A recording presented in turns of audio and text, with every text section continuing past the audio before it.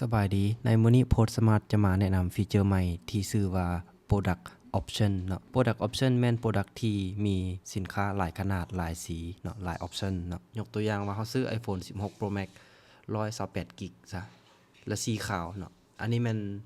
ปกติแล้วถ้าหากว่าระบบใดที่บ่ได้มีการจัดการสินค้าที่มีหลาย Option ประมาณนี้เนาะเขาเจ้าก็จะทำการสร้างแต่ละสินค้าที่เป็นสินค้าใหม่ไปเรื่อยๆเนาะฉะนั้นแหละมันค่อนข้างจะยากในการจัดการเนาะฉะนั้นแหละเราเห็นว่าฟีเจอร์นี้มันมีประโยชน์ต่อหลายๆร้านค้าเนาะที่คิดว่าเขาเจ้าจะน่าจะมีเจอปัญหาคือกันเนาะก็เลยว่าเราทำการพัฒนาฟีเจอร์ตัวนี้ขึ้นมาเนาะเพื่อช่วยตอบโจทย์บรรดาร้านค้าเหล่านี้โอเคเดี๋ยวเรามาเบิ่งเดโมกันเลยว่ามันสิเป็นประมาณใดเนาะก่อนอื่นเราจะทำการเพิ่มสินค้าตัวนั้นเนาะเพิ่มสินค้าตัวนั้นก่อนโอเคในช่วงที่กำลังป้อนฟอร์มเราขอเฮ็ดสคริปต์ไว้ๆเนาะเพื่อบ่อยากให้คลิปมันยาวเกินไปเนาะให้เราเลือกตัว Product ตัวเลือกที่มีเนาะเลือกเปิดตัวนี้ขึ้นมาหลังจากนั้นก็เพิ่มตัวเลือกเข้าไปได้เลยเนาะและในนี้มันจะมีตัวซ่องตัวนึงที่เอิ้นว่าชื่อตัวเลือกเนาะในเคสนี้เราจะเอิ้นว่า storage เนาะแล้ว storage ของเราเนาะมันจะมี8 GB เนาะแล้วก็256เนาะแล้วก็512ถ้าหากว่าไผที่มี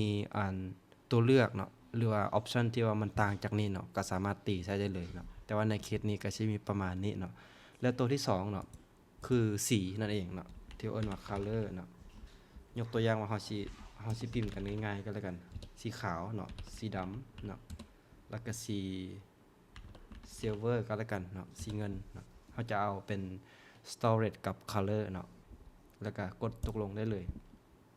สังเกตเนาะตัวนี้มันก็จะ list มาให้ว่า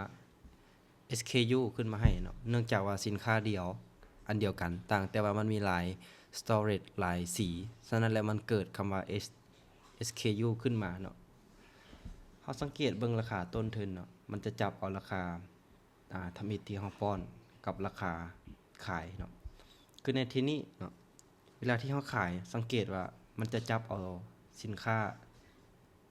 ตามที่อยู่ตัวนี้เนาะถ้าหากว่ายกตัวอย่างว่าในเคสนี้หั่นยกตัวอย่างว่าความจำ512กิกนี่ราคามันจะแพงขึ้นเนาะเราก็สามารถมาปรับได้เลยเนาะยกตัวอย่างว่าราคานำเข้ามันเป็น10 ล้าน5แสนซะเนาะราคาขายตัวนี้เขาจะขายอยู่ที่12ล้านเนาะเขาจะเห็นตัวเลขอันนี้มันเป็นเพียงตัวอย่างเนาะเราสาธิตให้เบิ่งโอเคหลังจากที่เราป้อนข้อมูลสำเร็จแล้วเนาะเรามีแต่ตัวติดตามสต็อกนี่เราขอข้ามไปก่อนเนาะเรากดตกลงได้เลยเนาะแล้วระบบก็จะทำการไปสร้างสินค้าให้ตามที่เราป้อนไปเมื่อกี้เนาะและเราจะเห็นว่าต้นทุนกับราคาขายมันจะบ่ขึ้นเนื่องจากว่ามันราคาขายกับต้นทุนมันจะระบบมันจะไปจับเอาตามออปชันที่เขาเจ้าเลือกเนาะอันนี้ก็จะเป็นออปชันที่ว่าสร้างมาให้เนาะบอกรายละเอียดครบถ้วนหมดเลยเนาะว่าบาร์โค้ดหรือว่า Product Option SKU มีหยังก็บอกหมดเลยว่าต้นทุนและตัวเลือกที่เรามีก็คือสีกับขนาดความจุหรือว่าความจำวันนี้เรามาเบิ่งตัวหน้าขายเนาะตัวหน้าขายตัวนี้เวลาเราเอาบาร์โค้ดมาตีใส่เนาะมันก็จะขึ้นว่าสินค้าที่เราจะขายหั่นลูกค้าจะซื้อเป็นความจำเท่าใดเนาะและสีอีหยังเนาะมันก็จะเอาราคาของตัวนั้นมาให้เนาะยกตัวอย่างว่าในเคสนี้เราเลือกเอา256แล้วเลือกเป็นสีขาวราคาก็จะ11ล้านเนาะแต่ถ้าหากว่าเราเลือก512แล้วราคามันก็จะเอา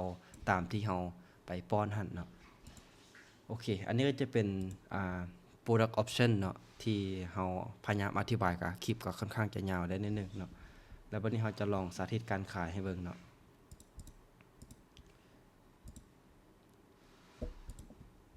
ยกตัวอย่างว่าเราอยากได้